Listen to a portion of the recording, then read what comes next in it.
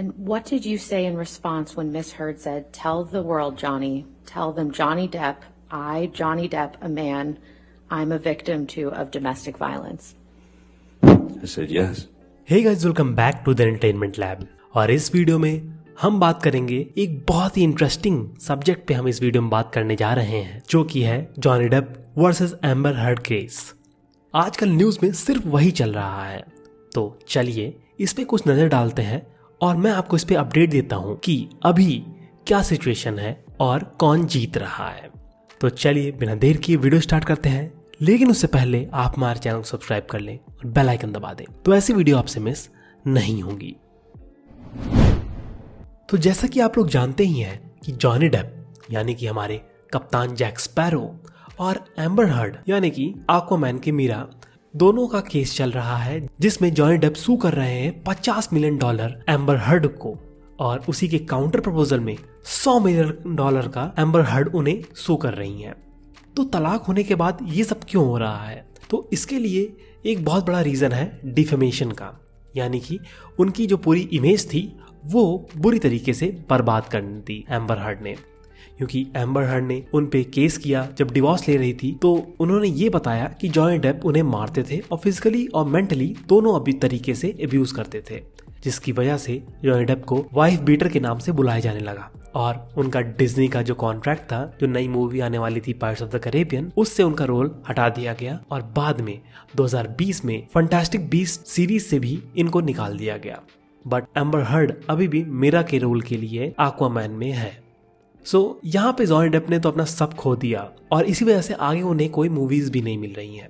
तो चलिए इस केस में और बढ़ने से पहले हम जानते हैं कि क्या टाइमलाइन थी और कैसे कब क्या क्या हुआ। तो सबसे पहले चलते हैं 2009 में, जहां से सब शुरू हुआ, जब पहली बार जॉनी डेप हर्ड से मिले जब वो फिल्म कर रहे थे द रम डायरी। वहां पे वो दोनों पहली बार मिले और वहीं से सब खेल शुरू किया।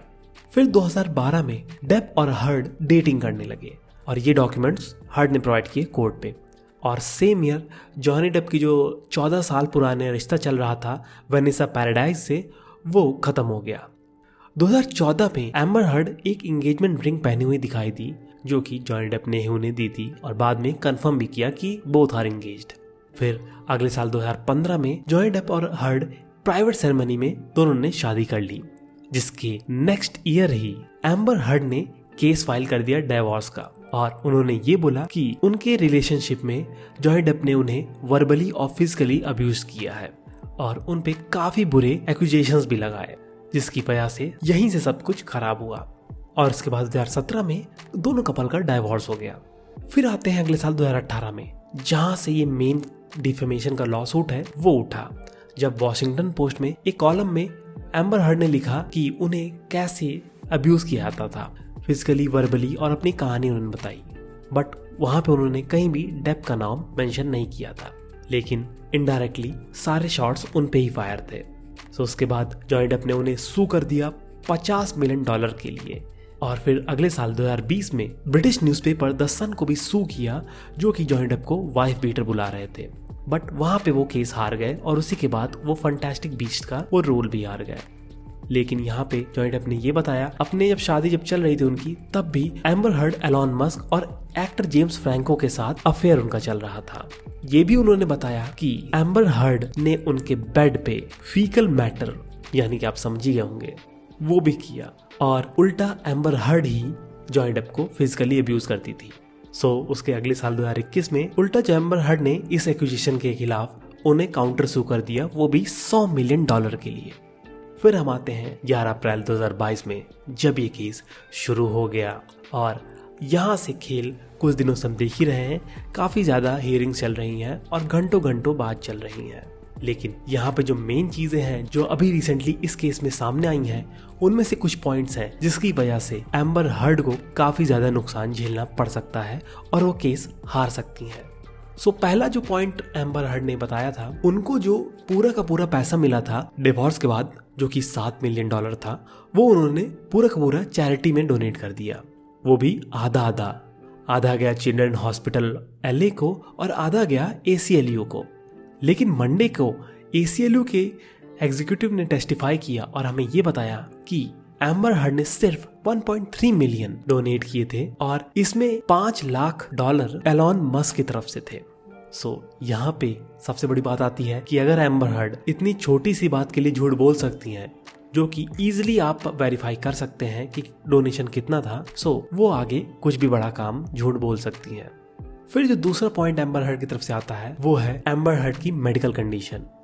फॉरेंसिक साइकोलॉजिस्ट डॉक्टर शैनन करीन की जब टेस्टिमनी हुई तो उन्होंने बताया कि एम्बर हर्ड 2 चीजों से सफर कर रही हैं, जिसमें से एक पहला है वो है बॉर्डरलाइन पर्सनालिटी डिसऑर्डर और दूसरा हिस्टोरियन पर्सनालिटी डिसऑर्डर, जिनमें एक आदमी काफी ज्यादा गुस्से में रहता है और वो अपने मानसिक संतुलन खो देता है, जैसा कि एम्बर हर्ड कर रही थी। और उसके बाद उसी के चलते उन्होंने काफी ज्यादा जॉनी डेप को फिजिकली और मेंटली अब्यूज किया और सारा का सारा इल्जाम अपने पे लगा दिया। कई बार जॉनी डेप की कुछ फोटोज भी रिलीज हुई जहाँ पे वो बुरी तरीके से ब्रूज्ड थे। जॉनी डेप पे ये भी इल्जाम लगाया गया था कि वो बहुत ड्रग और अल्कोहल कंज्यूम करते थे, जिसकी वजह से एम्बर हर्ड काफी परेशान थी। लेकिन डेप ने काउंटर प्रपोजल में वो सबूत दिए कि उनके रिलेशनशिप में आने के बाद ही वो डिटॉक्सिंग के लिए चले गए थे और उन्होंने 2014 की अपने रिपोर्ट्स सामने भेजे। लेकिन इसमें जॉनी डेप ने एक और चीज बताई कोर्ट को कि वो इन सब के बीच जब उनकी रिश्ता चल रहा था और जब उनकी शादी चल रही थी उसके बीच उनका अफेयर एलॉन मस्क के साथ भी चल रहा था और तो और एक्टर जेम्स फ्रैंको के साथ।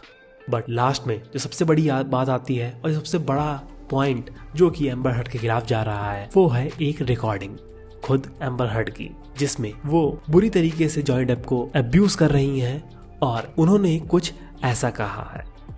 Absolute fucking lies. I didn't I'm not ever. even fuck with you about it. So anyway, don't leave it. So I'll see you in a bit. Yeah? Is that what matters? Your lies? Is this what matters to you? Your party? Your lies, honey. I never led you. And what we're talking about tonight is what? Who are you? This then went into Depp confronting Heard and trying to work with her to confront the media. Hey, we just gotta stop this. Just gotta stop it. I don't know how to get my reputation back. We write a letter together. That means Saying that we're gonna take this out of the public eye. Saying that we're gonna try and work this out on our own. Saying that the media has created such a fucking hateful storm that it's sickening, that we love each other, and that we want to make sure each other is okay. Have we had fights in the past? Have we had this or whatever? Fuck it, they already know all that shit, don't matter. Here's the deal. no, it matters. It makes. I have. That you have no idea. Every ounce of my credibility has been taken from. I mean, and done so in a dishonest way. You know. Amber, for Come on, you know. the abuse thing is we've got to deal with that. Yeah. We've got to deal with that, I don't have Amber. any way of my credit is my credibility. You know what? And why did you put that out there? I did not. You forced me. Your team forced me to by going on the offense. I didn't force you to. From the very beginning. I promise. Look up the timeline to these things. Everything is. Forget it. Forget it. You don't believe what I say. You don't believe what I say. But I did not. I did not choose this. Every step of the way has been an offense. I did not put this anywhere. I didn't. Let me talk to the fucking team. I did not call the cops. I need them to state that. Io called the I did cops. not call the cops. You told Io to call the cops. I did not call the cops, and I did not give them any statement when they came. I've been trying to protect you. You told Io to call the cops. When?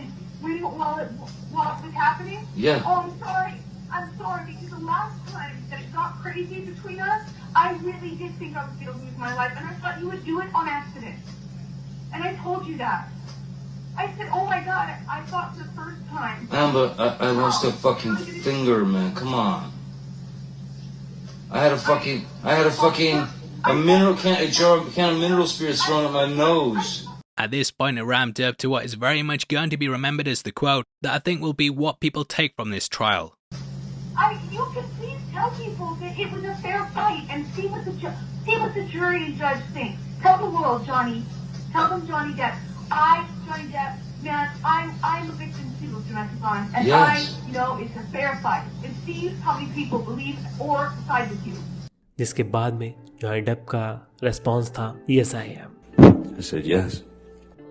तो यहाँ पे मेरी माने तो ये case Johnny Depp आराम से जीत सकते हैं क्योंकि इतने ज्यादा सबूत अभी उन्हीं के साइड है। बट कोर्ट का फैसला आने के बाद ही पता लगेगा कि असलियत क्या है।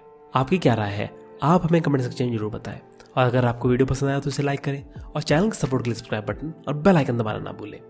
धन्यवाद।